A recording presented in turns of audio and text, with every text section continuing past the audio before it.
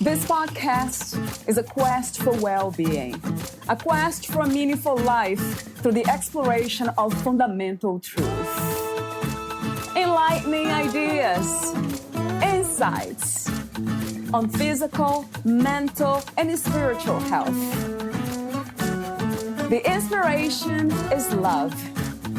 The aspiration is to awaken new ways of thinking that can lead us to a new way of being well. Welcome to Body, Mind, and Soul Healing Conversations.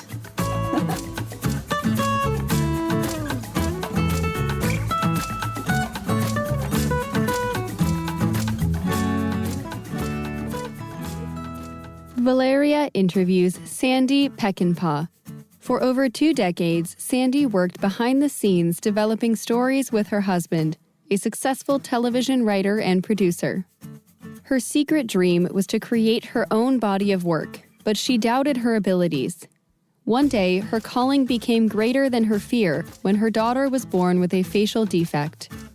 Sandy wrote a fairy tale to raise awareness about birth defects, and the book was well received by hospitals, clinics, libraries, and schools. It was recorded by Little House on the Prairie actress Melissa Gilbert, music by the Moscow Symphony Orchestra, and was nominated for a Grammy in 2009. Sandy's most recent book, How to Survive the Worst That Can Happen, has won 8 awards, including the Reader's Favorite Book Award. Her articles are featured in Thrive Global, Medium.com, and Huffington Post. Sandy is a former radio show host on AM Talk Radio in Northern California and a frequent broadcaster, sharing her passion for helping women rise up through life's difficult times.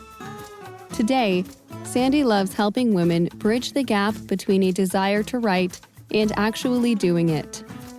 She teaches a 5-step creative process that has helped numerous women finally achieve the dream of writing and publishing their own stories of resilience.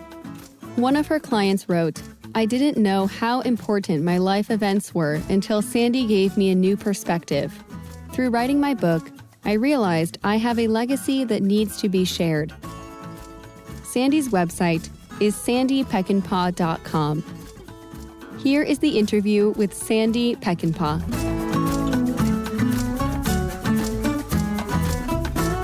In your own words, who is Sandy Peckinpah? Oh, what a great question, because I think we all have so many things that compose a whole, full life. And I like to say that I'm a woman. I write and I speak about personal development and creativity, and I help encourage women to write and speak about their own stories of triumph, because we've all got them. It's true. So true. So before we talk about creativity and resilience and some other thoughts in between about writing, I have a few warm-up questions, as I mentioned, off record. The first one for you, Sandy, had to be this one. What does it mean to be a human being? Well, I am 100% certain that we are here to experience as much life as possible. And being human means that we don't always have all good experiences. We have a blend of challenges, triumphs, happiness, joy, despair, things that happen, health challenges. I don't think any of us are immune from being human. That's the best way I can explain who I am as a human being. Yeah, it makes so much sense. It's the experience of being in a human body, right? It's challenging in many ways, but beautiful in so many other ways. Yes, and I'd like to add to that when we look back on our lives, I think also being human, we have the capability of looking at our life experiences from whatever perspective we choose. And that's a very human trait, I think, that I'm not sure animals will think back to the time that, maybe they hurt their foot crossing a bridge, but humans will look back on life events and pinpoint them, and they'll either label them in a certain way and remember them in a certain way, but it is perspective and choice. And I love that aspect of being human. Yeah, I hear that a lot, that we can choose all the time. It's not like we have a destiny, although I do believe that there's something about destiny too. Do you believe in destiny now that I do. I absolutely believe in destiny. And I have many stories where destiny is a fact in my life. And in fact, if I may, I'd love to share my story about my destiny as a writer. And it came about in a backdoor way, I like to say, because my husband was a writer for television and film. And he has since passed on, but he lived a very full life in the television industry. And I was beside him every step of the way. And I had the sheer joy of working with him on wonderful TV shows and movies like, the movie for Disney that he did was Man of the House with Chevy Chase and Farrah Fawcett and Jonathan Taylor Thomas. And then he did a television series called Beauty and the Beast, which is one of my all-time favorite series. And while we were working on Beauty and the Beast, he was supervising producer and writer. So as my part of our creative marriage, our creative partnership, what we loved doing was sitting down at the end of the day, going over his work, going over his scripts, talking about characters, letting characters evolve, throwing out ideas for new storylines. And all of these things were a huge part of our journey together in the entertainment industry. And so while he was working on Beauty and the Beast, which was just a show that I so loved, we talked a lot about what it was like if you would be faced with a facial defect. What would it be like to be deformed, to have a defect that would be so shocking that you could not go out in public? Because the story, Beauty and the Beast, in this case, for the CBS television show, he lived underground underneath the city streets of New York, the Beast, and his name was Vincent. And Catherine lived above the street. She was the district attorney, and she was injured in Central Park one night, and the Beast scooped her up, protected her from the people who were attacking her, and took her below the city streets to help her heal. So what happened was she had her eyes bandaged because she couldn't see, but she listened to Vincent talk to her every day. He read Shakespeare to her, he told her stories, and she fell in love with a man without ever seeing him. So this is what my husband and I talked about, is what would that be like to not know what people would think of you when they first see you? Well, the beautiful part of this story is that Catherine, when her bandages were removed, she was already in love with Vincent. And the story continued from there, their beautiful love story in the streets of New York in the nighttime, because he still couldn't go out and be exposed to other people. So through these conversations, I was pregnant, and I was so excited to have my third child, a daughter. The night she was born, I could not have anticipated that she was born with a facial defect.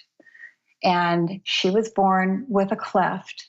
And the destiny part of what I want to share with you is that when I saw her for the first time, it was almost as though I already knew her, because her mouth looked very much like Vincent's, with a split in the center of her mouth. And it was very similar to what we had been talking about all of these nights on our patio. What would it be like to have a face that was very different? So at that point, I had only helped my husband write. I hadn't written myself, but I was so afraid. Could I write? Am I good enough?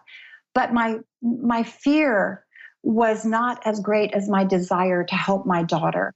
And my desire was to give her a story, her own story, a beautiful story that could help her and empower her with words that would make her feel strong and beautiful no matter what, as long as she was going through the operations to correct her cleft. And believe me, today, you cannot even tell, but through the surgeries, and it was several years, she had to answer to people.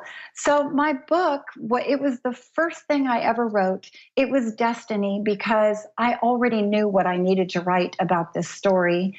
And what a beautiful story it was. And I'm very proud of how well it did and what it did to raise awareness for people with facial defects. Or any other kinds of imperfections, right? Physical imperfections. That's right. In fact, I call it the beauty of imperfection. And the book was called Rosie the Imperfect Angel. And it's out of print now, but I am so proud of it. It actually went on to be recorded as a CD by Melissa Gilbert from Little House on the Prairie, and the Moscow Symphony Orchestra did the music, and I'm proud to say it was nominated for a Grammy in 2009.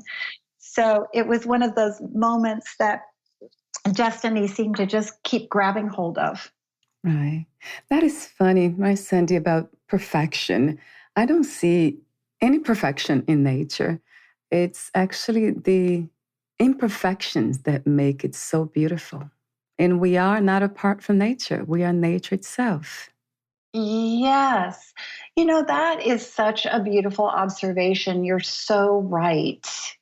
You are so right. It's the tree that looks unusual that you're attracted to, or the flower that has extra petals that you don't expect.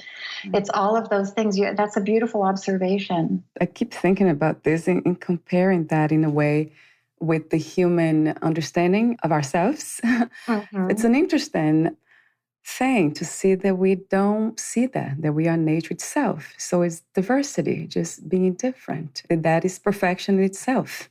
Right. It's so true. So you mentioned earlier choices, that we have a choice. I believe that too. And at the same time, destiny, which I do believe too. How is that possible to have a destiny, but at the same time, be able to choose? I think when you have a calling, like I did with my daughter's story, I knew that I had a reason to write this book because I wanted her to start kindergarten with a book that would empower her and make her feel special.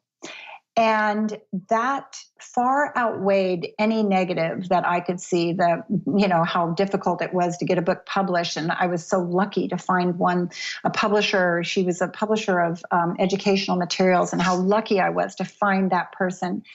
But all along, I just kept saying, but this is not only my destiny, but this is where my destiny intersects with my daughter's and has the potential to change people's lives.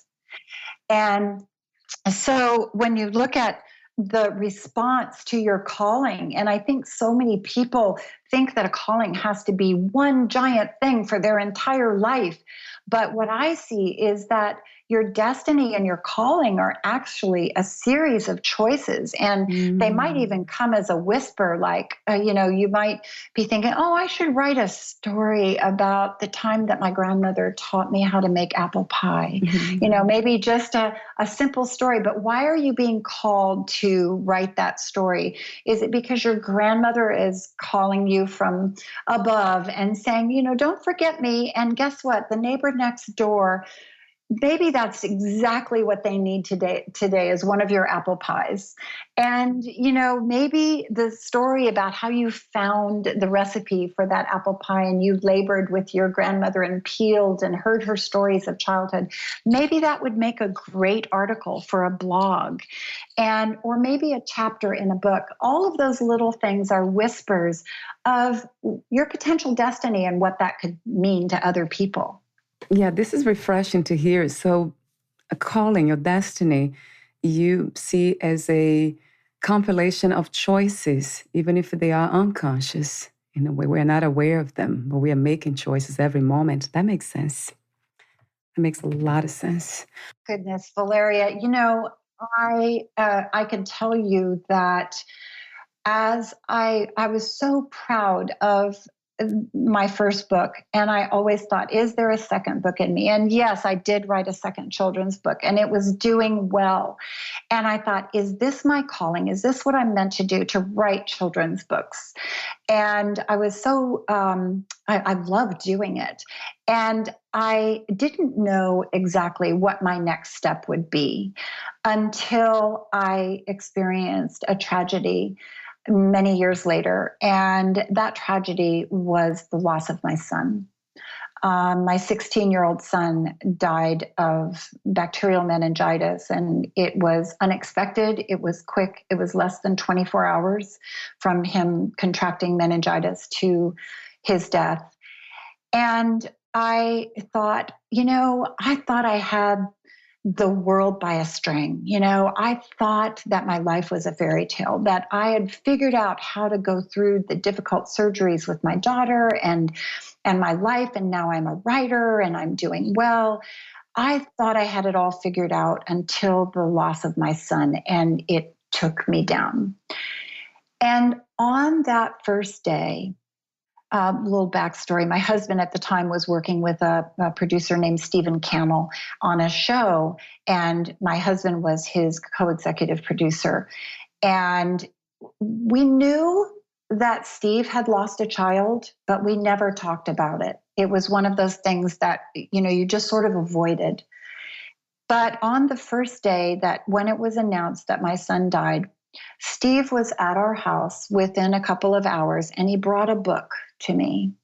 And he handed it to my husband and I, and he said, this helped my wife and I get through the loss of our own son, Derek. And Derek had died just a few years before at 15. And he said, we kept this book and we read it, and it helped us. And I hope that it does that for you. Well, that book was written by the mother of a child who died. It was a young boy. And I read that book as though it was the only thing that was going to save me. I read it every night. I read it every morning. I kept it in my purse. When I was picking up the kids at school and I was in the carpool line, I would be reading that book. And I swore to myself that if I got through the loss of my beautiful son, that one day I would write a book about it. And I had only written fiction up to that point. And I thought, I am terrified of writing my true story, my true thoughts, and exposing my own grief. I don't know if I can do it. And that book idea would not go away. And so this is what I'm tying back to our discussion on destiny, is that book idea just kept calling me and calling me. And I found in my journey of grief recovery is that writing in my journal was the most helpful thing that I did. Every day, it was my place to express my thoughts, to cry, to be angry, to feel despair, to feel that God had abandoned me. And then the next day, I felt like I was closer than ever to my faith and to God. There were so many things, and you can call it what you will, the universe, God, whatever it is that you believe in. When you are going through grief, you are looking for that thing that you can hold on to. And journaling helped me with all of my thoughts during that time. And every time I'd close that book at night, I would think, I wonder if that's going to be a chapter in my book. Well, it took a long time before I decided to write that book. I am proud to say it was probably one of the hardest things I've ever written, because it was exposing my thoughts and going back to that grief. And it's also my proudest moment. It's so inspiring to see that. I see the courage. There's something about courage that it's just extremely beautiful to me, to see somebody who has been through so much and it's still courageous enough to create something beautiful and amazing, inspiring out of that. You speak of writing as if it's a healing tool, and that's the way I see it too. Yes. But I do have another question for you here. You also mentioned that not talking about death when we lose someone, then it's a comfortable conversation to have. And I'm wondering why so many of us are not comfortable having conversations about death. Well, I think if you're the person who has experienced death, for me, I always get nervous around the question, how many children do you have? And I think, do I want to share? Is this person the right person to share how many children I really have? Is it going to open up an uncomfortable conversation for them? And usually I will assess it, if it's a new client and we're just so excited about, what we're going to be doing with their book, or, I don't always talk about it right away.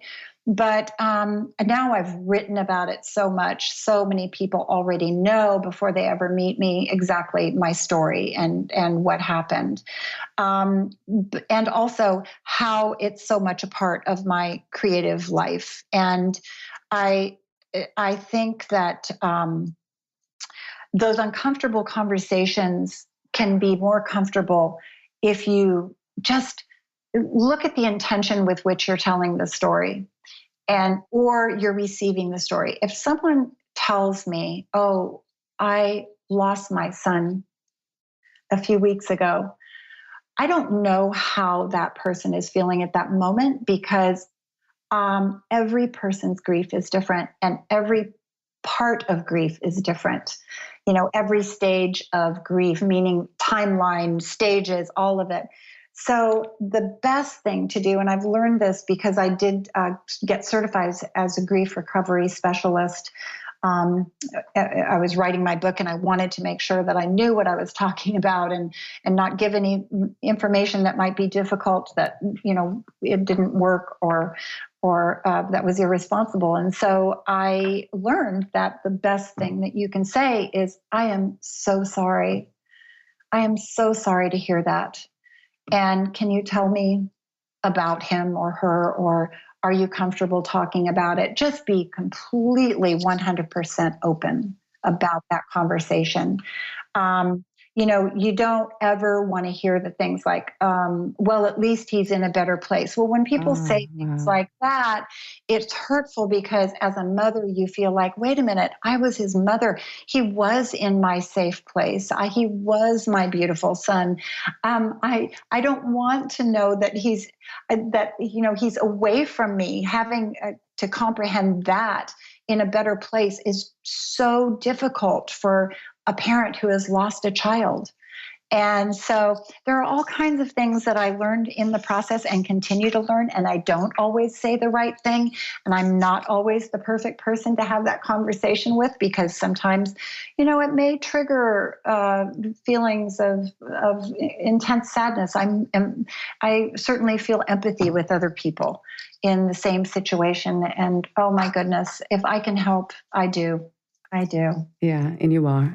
You are helping so many people out there who need the help. I remember seeing somebody on the boardwalk. I am in Long Beach. There's a boardwalk around the beach, and this woman, she seemed very distressed. She was sitting on the bench, and then my husband and I were walking, and then we talked to her. I don't know how that happened, but we approached her, and she was there because there was I think they call a memory sign that they have in each bench along the boardwalk with her daughter. She had lost her daughter.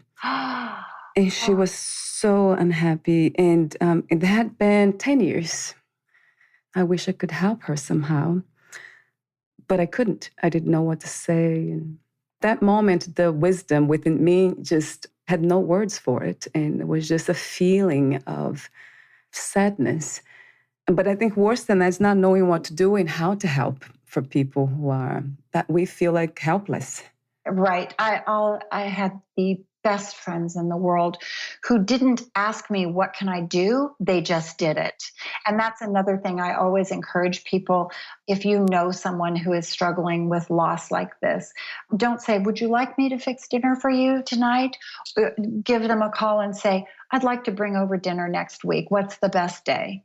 And, so many of my friends would call me up and say, do you need banking done today? Can I pick up your dry cleaning? How about if I pick up your children today from school and take them out for ice cream? And then that'll give you some time to yourself. And, all of these friends, they just circled me. Like, there's a beautiful story about female elephants. When one is injured, they will circle her and help her with her little baby elephant, if she has one.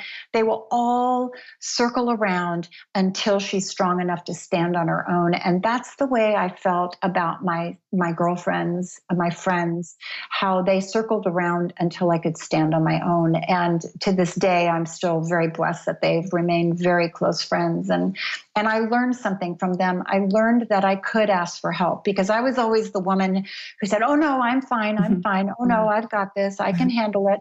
I felt weak if I asked for help, but that's not me anymore. That changed my life. I realized how important it is to say, yeah, I do need help. I never heard about that before, but I have seen them, humans doing that. So that is interesting. Yeah. I so encourage people when they go through a difficult time in grieving to keep a journal.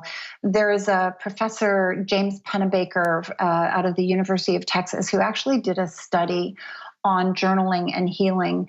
And he discovered that it is so beneficial to journal during those difficult times, and that it actually changes the brain and the brain chemistry. And another little tidbit that I didn't realize until I read his study is that writing with paper and pencil is more effective during those times. Because there's something about the connection with the right brain and your physical hand writing on the paper, and the sound of the pen or the pencil scratching the paper. All of it is very tactile. And I always found that doing a written journal was the best thing for the healing process. But here's what else I discovered is that I help women, I coach women in writing their own stories. And they've usually had some sort of incident, an inciting incident that made them say, I want to write a story. I want to write a book. And so many people have said, I want to write a book. Well, what is that inciting incident that made you want to write a book? Well, I can tell you that while I was in the process of writing my book and journaling, I felt like I was going through the healing process. And I've taken several women now through the process of writing their book, and every one of them have said after they were done, that was such a healing experience. And it does. It changes you when you have the opportunity to look at your life through the perspective of writing it onto paper or on the computer. Now, I write my books on computer. I'm talking journaling, I write in a book. But when you have that experience to write your life story, you see it with a different perspective. You see it from a positive, a negative, and the emotions around that event. And that brings that event to life, and you have a choice as to how you want to look at it. Like my daughter's birth. Well, I was so sad when she was born, that she was born with a birth defect. And yet I was so happy to have my beautiful daughter. And all I wanted to do was protect her. But I could look at that birth from two different perspectives, the part that was very difficult and the part that was very joyful. Now I look back on her birth with nothing but the purest joy because I see it from that new perspective. Yeah, that makes so much sense to me about, again, healing in writing. Yes, yeah. I have experienced myself and I know the power of that. And speaking of joy, yeah, this is a question I asked some of my guests, so perhaps all of them that I interview about grief. Can grief and joy coexist? Yes. And that is the biggest shock of my life because I did not know when my son died if I could ever feel joy again. And I had just a little sign of it maybe within a couple of weeks after Garrett's death. And I thought that, the world is the darkest place for me right now. And I had a year-old child that I was, still in a crib. And he was in the day room next to the master bedroom. And I remember waking up one morning, and every morning when you lose a child, you're reminded, oh, it happened. And it's like hits you in the gut, and you feel, you go to the depths of despair immediately because for a while you had peace in your sleep that it wasn't there. And then you remember, and it's that moment that you remember that sets the tone for the day. And then one day, just a couple of weeks after, I heard my baby boy laughing in his crib. And he would sneeze and laugh and sneeze and laugh and just giggling so hard. And I walked into the day room and I thought, what is he laughing about? And it was the sunlight was coming in, streaming in through the window. And every time he would move his face and it would hit his face, he would sneeze in the sunlight and just giggle. And I couldn't stop laughing at this little child. And I thought that was the first time I'd heard laughter in the longest time. And I guess you really can have joy when you're grieving. And so I've continued to think about that story and many other times that prove to me that joy's not over when you have such a tragic loss. You learn to appreciate new things and look at things differently. And you also learn as you go down the journey of grief, the ways to compartmentalize it that make it possible for you to live a good life, a happy life. And it's not that you don't ever feel the tears again, because you do, and you can go there in a heartbeat. But the most surprising thing, and I just said this to a mother recently because she had lost her daughter, and I said, you'll be surprised to know that love doesn't leave when that child leaves. It's not like your love stops. What happens is your love grows, even though they're not here. Your love will be greater years from now for your child who's gone than it is today. And that's hard to believe, but it is. I love my son more today than I could have ever possibly imagined. It just continues to grow because guess what? Love doesn't die, does it? Of course not. Yeah. Yes, that's beautiful, Sandy. Very beautifully said. Yes. Thank you. Do you think it's possible to prepare for events like this? To prepare to lose somebody you love? No, I don't. I think that there are things that you could probably do that I actually have practiced later in life. Like my father was 90 and he had heart trouble. And I knew that there were things that were unsaid that I needed to say to him, to tell him how much I appreciated being his daughter, and to tell him the things in our lifetime together that made me laugh, that made me happy, the things that I just remember growing up, what a wonderful father he was and how fun he made things, and how much he supported me. And, I went through some difficult times, but Dad was always there, and he was on the other line of the phone if he wasn't there in person. And so I got to tell him all of that over a period of about a year. I made a conscious effort of calling him up every time I'd have a special memory and telling him that. So when he died at 90, I felt complete. So I think that your question about can you prepare, I think you can prepare to feel complete as telling them everything that you always wanted to say to them.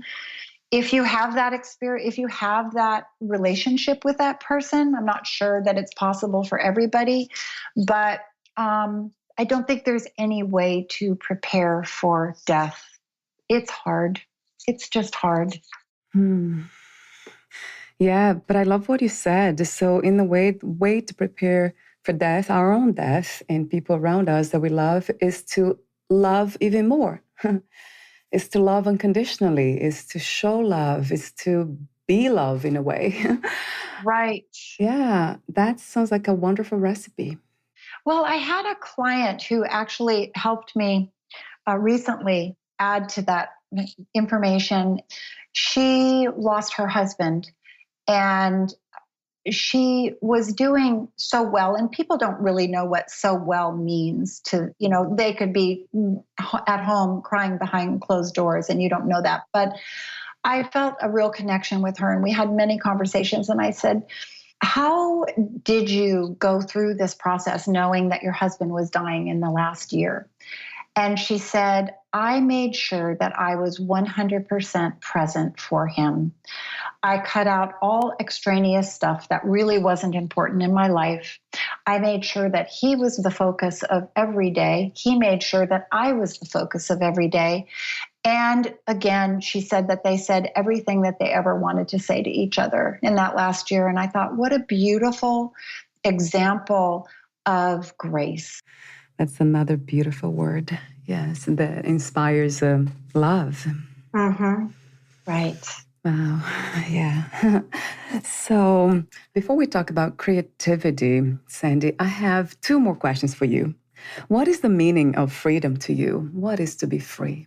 I struggle with that sometimes. So I'm going to probably say that freedom means that you are doing and being the person that feels the most right to you. And during this time, when we've all had time at home to reflect, I realized that there were things that made me not free, that chained me to certain aspects of my job, certain aspects of people that weren't really probably a good part of my life, people that, and then there were things that I was missing, connections with people that I needed to reconnect with. And so I would have to say that being free is knowing that you're being true to yourself and doing those things that make you feel complete. That would be freedom. I mean, there are so many aspects of freedom. We could talk about being financially free. We could talk about being spiritually free. But for me, it's just being who I really want to be and not compromising that. This is the only way to really live a healthy and happy life, from my perspective. Yeah. Right. So you say something in your book. I read some pages of your book. You said something wonderful about resilience. You said, cultivate a resilient life by cultivating a resilient spirit. That is so true. Mm-hmm. Talk to me for a moment about the 5-step creative process. I think that's what you call it. Well, now you're talking about my favorite thing, and that is creativity and turning your creative brain on. Because one thing that I always used to marvel at was the way that my husband had the ability to go into his office every day and write. And it was, whether he felt like it or not, he showed up. And I think that's what people think that they don't quite get about creativity. Oftentimes they think they have to wait for inspiration, but really inspiration is just waiting for your commitment. And I don't know if you've read the book Big Magic by Elizabeth Gilbert. Have you read that book? Oh, yes. Yeah. Oh, I love it. And she talks about how she feels that ideas are floating around in the universe like, Yeah. little flies or flowers that have lost their leaves. And she said all it takes is for you to capture that thought and commit to it. And that's what I learned from living with a full-time writer early on in my life, was that he never waited. He made creativity an active part of every day. So the 5 steps that I created, because I coach women with writing the stories that they've always wanted to tell. And I developed these 5 steps looking at what he did to consistently turn out work and what I did, especially on my last book, to finish it. I finished the first draft of the book within 4 to 6 months. And then the rest of it I edited, but I had the published book within a year. And a lot of times people say, oh, it takes 10 years to write a book or Yeah. something, but it really doesn't. So these steps are what I developed for the writers that I work with, and they've worked so well. I'm so proud of the writers who have used this system and now have published books. And the first thing is that commitment to creating the thing that you want to do. And if your creative calling, it's a little whisper in the back of your head that maybe says, I've always wanted to paint, or I've always wanted to do photography, or I've always wanted to write a book, or I've always wanted to bake and have a bakery, or, any of those things that sort of whisper and don't go away. And for many people, it's a book. And I read a shocking statistic that 81% of people in this country have said at one time or another they'd like to write a book, but only half of 1% have actually done it. Now, I don't know if that's an accurate assessment, but Wow. I would guess that the number of people that have told me that they wanted to write a book, I would say that's pretty close. And so by choosing the thing that you want to create, and in this case, we'll just call it your book, the story you've been always wanting to tell and have never known where to start. And that's by naming it. You name it first, and you can call it you can give it a title, a working title. It doesn't have to be the finished title. Just give it a title. And the second part of this is to create a contract with yourself, because that's how my husband wrote every script. He had a contract, and he had to deliver the first draft, the second draft, the set of revisions, the final draft. And it was all done under contract. And he always felt that the contract held him accountable. So when I started writing my last book, I wrote myself a contract, and I make all of my writers write a contract saying an approximate date of when they would like to be finished and when they would like to have a published book in their hands. So that's a really fun thing, because we get to dream of what that will feel like to have the published book in your hand. And then we go on to step 3, which is you create a strategy and a commitment of time to make it happen. So basically you reverse engineer that date, and you say, if I want a book from 1 year to from today, then I have to have the initial draft done in 6 months. And so then we figure out how much time it takes every day to commit to writing, or how much time in your week do you have to write. And so you create a space of time that works for you. And for me, excuse me, I have a full-time job.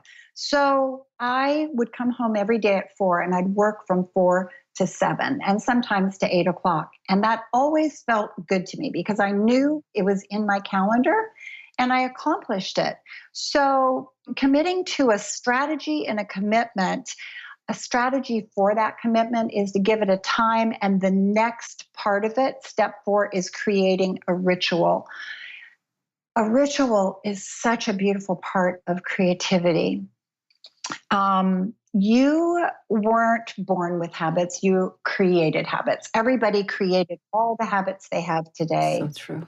Isn't that true? Yeah. And so if you can create a ritual that creates a habit for your creativity by using affirmations or things that you do that start your creative flow.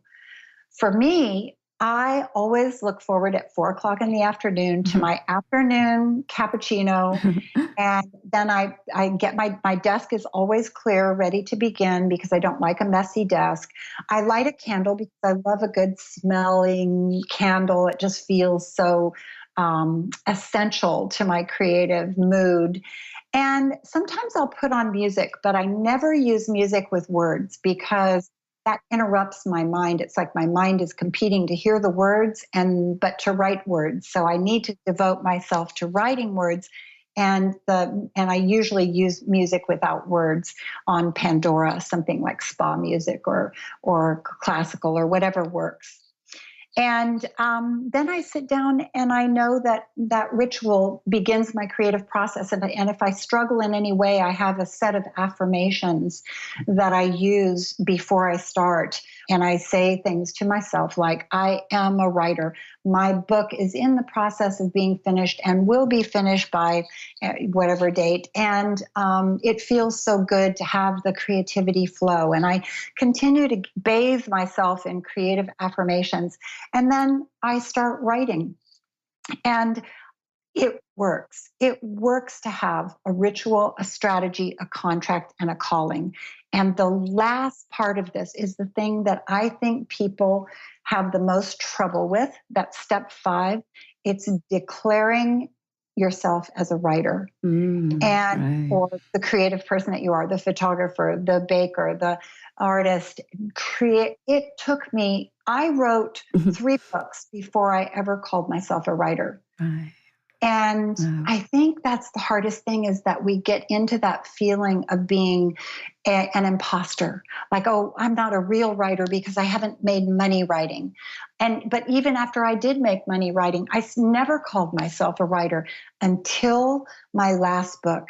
And that was the book that I did with these 5 steps and with a contract to myself and every day declaring myself a writer and really starting to feel that I was doing something remarkable, that half of 1% of the people who desire to write a book never do. I only do.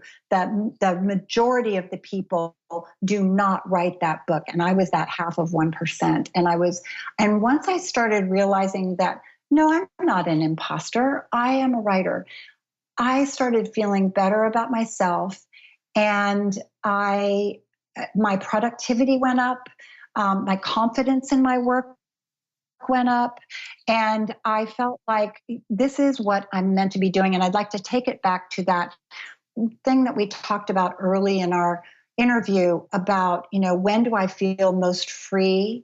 And feel freedom is when I know that I'm doing what I'm supposed to be doing. And this declaring myself a writer and following through is when I know that I am free. I love what you said about not waiting to be creative, but because creativity is waiting for you. That's right. In a way, yeah. That's true. I'm wondering why so many of us resist to create or to be creative. Is that fear? That's a really good question and I'm not sure I have the answer to that. I just know that I will do everything to avoid sitting down to writing unless I make a commitment to it, like I described in these 5 steps. And I know that what I observed my husband going to work from 9 to 5 every day or 9 to 6, however long he was, but he never came home midday because he couldn't be inspired. He would always write, even if it's bad. And that's what I encourage all of my writers is that even bad writing is a starting place. True. Even the stuff that you have to end up throwing away, most of it is a beginning. And so my husband would come home and he said, yeah, I wrote 10 pages today, but it wasn't very good, but we'll do it again tomorrow. And it was always a good starting place. He never gave up. And that taught me a lot about the commitment to writing and commitment to yourself to follow through with what you say you're going to do. Yeah, that's crucial. And I love the way you have these steps because you even create this a contract Yes. to yourself. That's very powerful way of committing. Do they take seriously some of the people that you work with? Very much so. Very much so. I had one of my writers is a licensed marriage and family therapist, and she is a speaker. She does a lot of work with women, and she was invited to speak at a very big conference. And she said, Sandy, I want to have my book for that conference. I want that to be my calling card. And the problem is that it's less than a year from now. So that was the perfect reason to implement the contract. And she started in February, and she wanted to have the book finished by October 18th of that year. And you know that her books arrived October 18th of that year. It's so bizarre. Shavana is her name. She wrote a book called The Emerging Healer. And it was the most remarkable thing because I saw how she stuck to her contract. And if she didn't write one day because things got in the way, then she would add on writing to the next day. She would make up for it. And yeah, she stuck with the contract. Now, I had one writer recently that it took about a year longer than she wanted it to, but she had a lot of things come up for her. The book was very difficult to write because it was a very painful time in her life. And we felt that we needed to give her license to defer it a little bit, so that she could just take a breath in between some of the chapters. But they were very calculated breaths. They weren't going to last forever. We would say, okay, take a month off and then go back. But she maintained her contract with herself. And, that's the thing that I love telling people is that you don't, in your job, you don't break contracts with people. So why would you break a contract with yourself? You can't allow yourself to break your own personal contracts. Yeah. Talk to me for a moment about resilience. What is resilience? And what are some strengths and practices of resilient people, Sandy? Oh, another good question. Well, I define resilience as the ability to not just bounce back, but bounce forward. And that means taking your experience that maybe threw you to the ground, drop you to your knees, whatever it happened in your life, the ability to bounce forward means that you take whatever experience you had and it gives you a life-altering perspective that now you have to recognize as part of your life and something that you have to take forward into your life. But the effect of it is the perspective that you have. How will you treat it in your life? And so bouncing forward means becoming an even stronger version of yourself than you ever imagined. And I can tell you, I can name so many women that I've worked with who are stronger than they ever imagined. And it's really, resilience is something that is now being talked about so much more, but it's the prescription basically for restoring the soul's potential, the potential that you have to regenerate. When you see that tiny little seedling that got caught in the crack of cement and somehow it's growing, a beautiful little flower, that's resilience. Well, look at the number of people that will tell you what they've been through and how it made them stronger. And I am always in awe of those stories that people have. Yeah, so resilience is, in a way, the ability to see opportunities within challenges. Right. Right. I think that's a good way to put it because it's the opportunity. And I mean, we all wish sometimes that we could go back and change the way things were, but that's not humanly possible. So how do we learn to accept them and move forward? And I know it's not easy, and I, there are so many things that I still would love to be perfect at, Yeah. The fact is that I just continue to renew my faith in myself every day and say, you got this, you can do this, keep going, keep going. And I think there's some resilience. People have certain traits of resilience that make them stronger. And one of them is perpetual optimism. And I really like waking up in the morning thinking that I have this day in my hands. It's up to me. And that seems to work for me. It works for all of us, but it takes practice and awareness, right, Sandy? It sure does. To wake up with this state of mind. And that resilience makes me think about transformation too, the ability to transform. I think that transformation comes from looking at the life you've lived and who you are today. And you can see that transformation. One of the things that I learned as I was studying grief recovery for my certification was they take you through a loss history graph. And you have an opportunity to look at all of the experiences that you've had in your life that might be categorized as loss. And a lot of people don't realize things that might be really a positive experience can also be a negative experience. Like if you, for instance, I moved 12 times in 12 years when I was a young girl because my father was in the Navy. And I can look at that and remember just always being so exhausted by being the new girl in class and how hard it was to make new friends. But then I can also look back on that time and say, it's one of the reasons why I make friends easily and why I love to travel and why I love different cultures and I love learning about people and I love stories of people. And so, I can look back on that and say that was a loss because it is really hard as a child.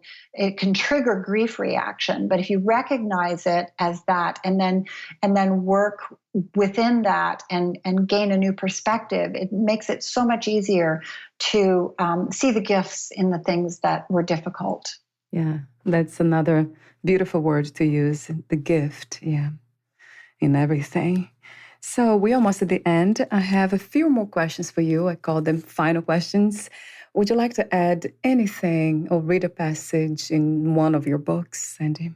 I think the thing that I'd like to really impress upon people is that if life throws you a curveball, that it's not time that will heal you. It's the efforts that you put forth every day that will bring you to a new place in your life. And so many people would say to me, after I lost my son, give it time. Time heals all wounds. But it really wasn't the time that healed me. It was the process. So if you can be patient with yourself about the process of the difficult times that you're going through and observe what the lessons are, I think that you can look back on your life in the years ahead and say, wow, I survived that. That is so amazing. And we all have that ability to survive. And it's not always easy. But as I said before, take your friends with you. Surround yourself with positive people. Surround yourself with people that will hold you up when you can't hold yourself up. Yes, that's crucial. I agree. And I love the word you use, survive, and not being a victim. That would be the negative way of seeing it. Oh, perfect description. Yes, that would be the negative way of looking at it. Right. How do you define success? What is to be successful these days to you? Well, I used to think I knew what success was, but I don't know anymore. Wow. I think we're being challenged in this time to define what success is. And right now, when things are up in the air with jobs and, what is going on with health and everything. I think for me, success means that I'm connecting with clients that I really love working with. And I used to just take all clients. And now I'm being more discerning and looking at the clients that make me feel like I'm successful at what I'm doing, and that is helping them move forward. And so for me, success means that I'm doing the job that I should be doing with the people that I should be doing it with. And for that, I will be financially compensated and spiritually compensated. And that's a great feeling. Wow. I love that. Spiritually compensated. Yes. Never heard it that way. Yeah, I heard the other day spiritual freedom. That was an interesting term Beautiful. too. Yeah, I like that. What is another word for healing? Oh, I think acceptance. Because it doesn't mean that you have to look at what happened to you and be okay with it happening. It just means that you accept it and you decide how you're going to move forward. You accept that it happened to you, and now it's your responsibility to figure out life beyond that difficult time. And that's a hard thing to do, but we look at so many people who do it day after day and admire them. And I just, as I said, my whole life I've loved stories of people. And mostly I read nonfiction and I read biographies, and I love stories of how people have survived. And I think healing and survival are hand in hand, and it takes active steps to recover. Actively, yeah. Yeah, you've been saying this, throughout the conversation about creativity and resilience. It's not easy, but if we make that choice, if we commit, then we'll be simpler to get there. I think it's more about being simple than wanting it easy. Although I do believe that life can flow easily too. But I don't know how easy. Yeah, well, that's a good question, Valeria. I think because life isn't easy right now for a lot of people. And I certainly include that thought in my thoughts daily about I'm very fortunate that I'm in my home and I feel safe here. And right now I know that's being challenged in many areas. And I wish I could do more. I really do. I wish I had all the answers, and I wish I could do more, and I wish I could be more aware.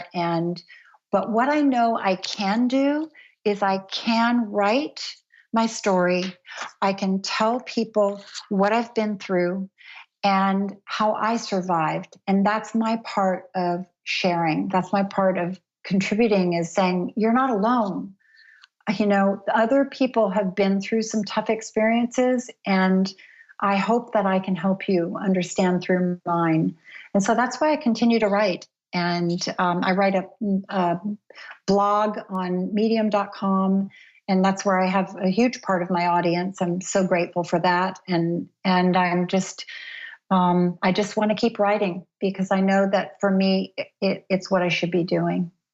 If you knew you would die soon, meaning leaving the body, would you make any change in your life or do anything differently? I don't think so.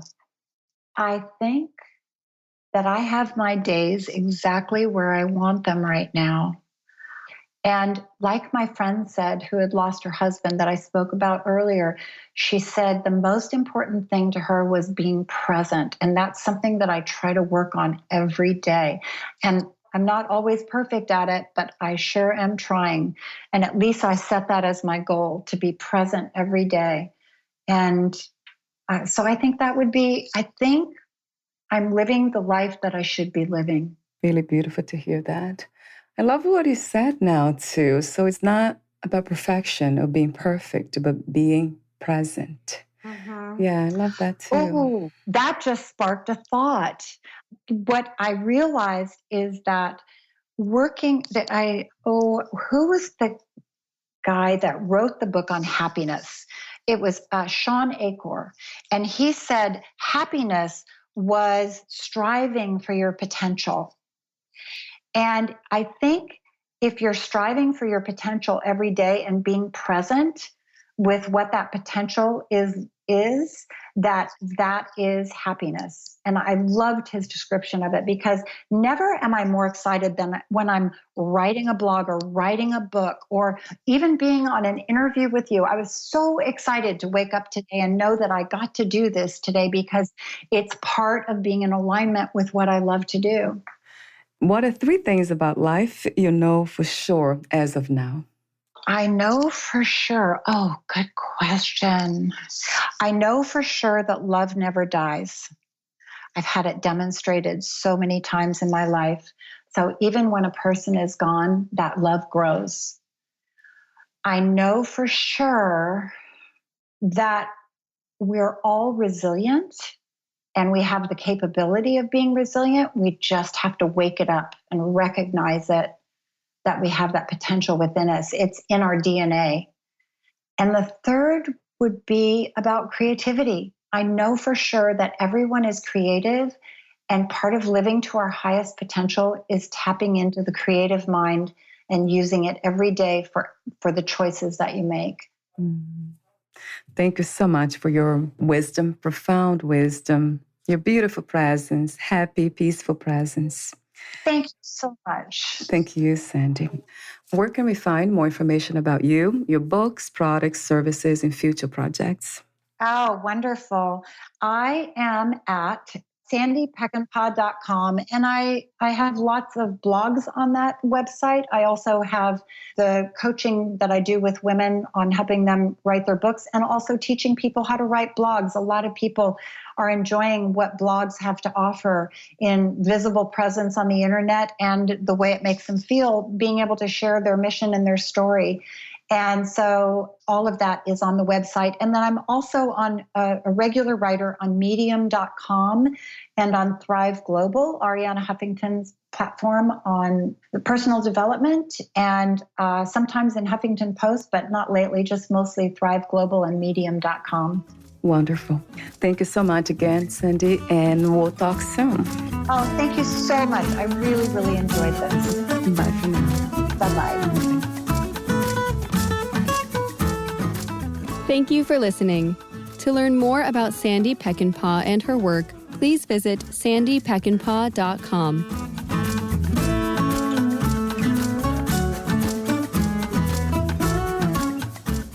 To learn more about this podcast, please visit fitforjoy.org/podcast.